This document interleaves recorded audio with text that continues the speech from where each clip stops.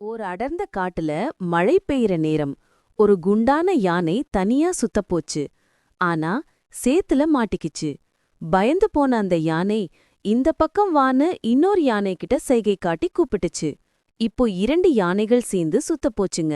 ஆனா குறுகலான பாதையில ரெண்டும் ஒன்னோட ஒன்னு உரசி மாட்டிக்கிச்சுங்க. வெளியே வர முடியாம 3வது யானையும் கூப்பிட்டாங்க.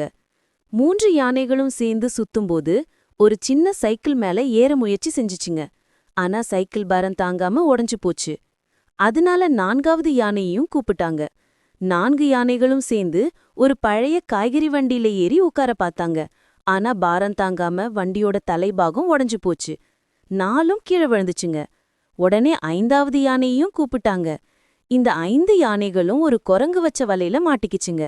ஆனா அவங்க பயப்படாம சிரிச்சாங்க.